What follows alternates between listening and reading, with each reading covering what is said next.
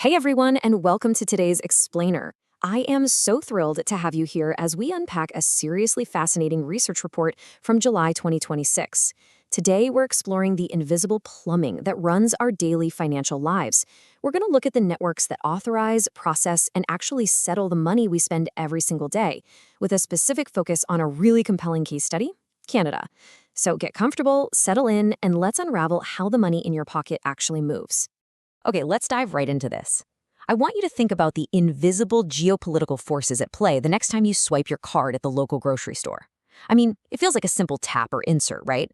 But behind that split-second little beep is this incredibly complex web of international data flows, hidden fee structures, and massive infrastructure. Have you ever actually stopped to wonder who owns the network processing that purchase? Chapter 1: The Global Payment Landscape. Before we go any further, let's just make sure we're on the same page and define what we're actually talking about here.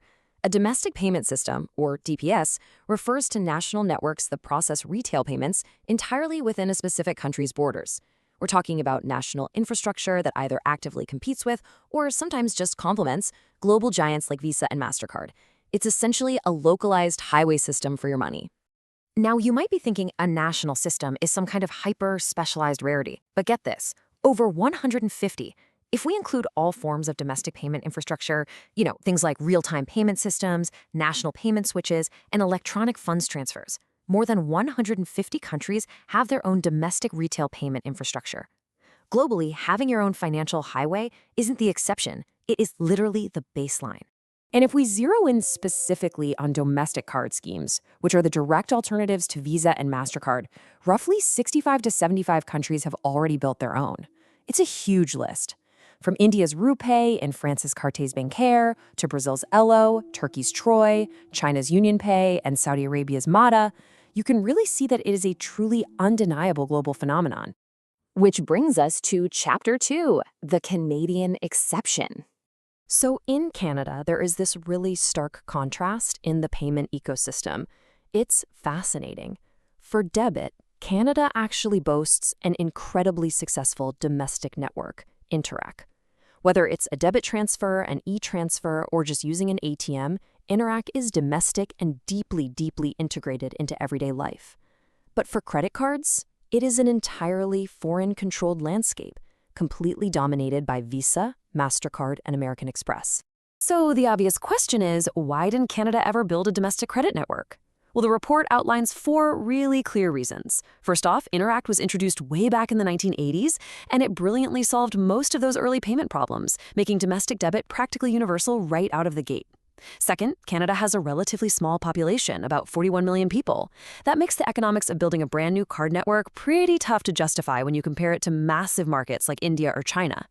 Combine that small market with a very powerful bank oligopoly, think RBC, TD, Scotiabank, BMO, CIBC, and National Bank. These giants already had highly profitable partnerships with Visa and MasterCard, so commercially, there was zero incentive to change things up. And finally, historically speaking, a stable political environment meant Canada just never faced the sudden sanctions or geopolitical pressures that forced other countries to scramble and build their own systems. But things are changing. Chapter 3, the sovereignty shift. Let's walk through this timeline because context is everything here. Back in the 1980s, Interac's total dominance meant there was absolutely no urgency. But fast forward to around 2015, and we start seeing a massive global push. Countries started accelerating their investments in domestic systems to reduce their reliance on foreign networks. And today, in 2026, rising geopolitical tensions have fundamentally changed the entire conversation. Payment networks are no longer viewed simply as commercial services. They are vital, critical matters of national security and resilience. Imagine just for a second if a geopolitical dispute suddenly shut down your ability to buy groceries. That is the exact vulnerability at play here. And looking to the future, having a domestic network opens a door for all sorts of integration, things like digital identity systems, government services, and potentially even central bank digital currencies. The report breaks down the strategic arguments for a domestic network into 2 main buckets: economics and security. Economically, Canadian merchants pay billions with a B annually in interchange fees. And remember, those fees don't just disappear. They are often baked right into the prices you and I pay for groceries and everyday goods. A domestic network could lower those costs, directly supporting independent retailers, local restaurants, and small businesses.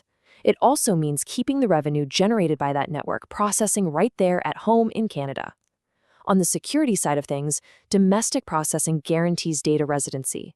That means strict compliance with local privacy laws, massively improves cybersecurity, and ensuring the network stays online, even if international systems suddenly experience outages or disruptions. So how do they get there? Chapter 4, the hybrid solution.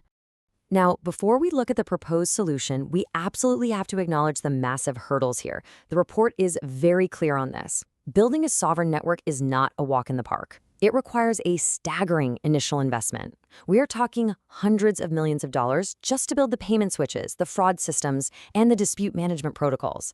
On top of all that, millions of payment terminals across the country would require software updates. Banks would literally have to issue entirely new physical cards to every single citizen. And perhaps the single biggest hurdle, consumer trust. Canadians already implicitly trust Visa and MasterCard. They love their points programs. Shifting that established behavior requires massive consumer education and some very real incentives. But here is how this builds into a very elegant, highly practical model. To solve the problem of international acceptance, for Canadian travelers going abroad, the report suggests a co-badging hybrid approach. Let's map out the journey of a single transaction. Step 1, a consumer swipes their brand new Canadian co-badge card. Step 2, if they are just buying a coffee in Toronto, that transaction is processed purely by the domestic infrastructure, which means lower fees and local data storage. But step 3, if that exact same consumer travels to Paris or Tokyo, the card automatically switches over to the Visa or MasterCard network for totally seamless global acceptance. Pretty smart, right? So the crucial takeaway here is found in the report's final recommendations. The goal of this whole thing is to complement the existing global giants, definitely not to replace them. The July 2026 report clearly recommends that Canada should establish a network that operates alongside Visa and MasterCard. It should integrate deeply with Interac to leverage that existing, highly successful debit infrastructure. It absolutely must ensure Canadian data storage for cybersecurity and sovereignty, and ultimately it needs to encourage healthy competition to meaningfully reduce those everyday merchant fees while still maintaining strict consumer protections. As we wrap up this explainer, I really want to leave you with this final thought.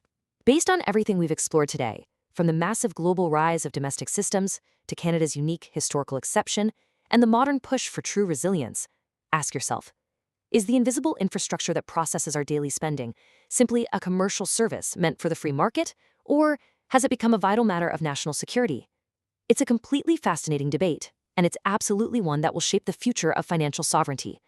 Thank you so much for learning with me today, and keep questioning the systems that run our world.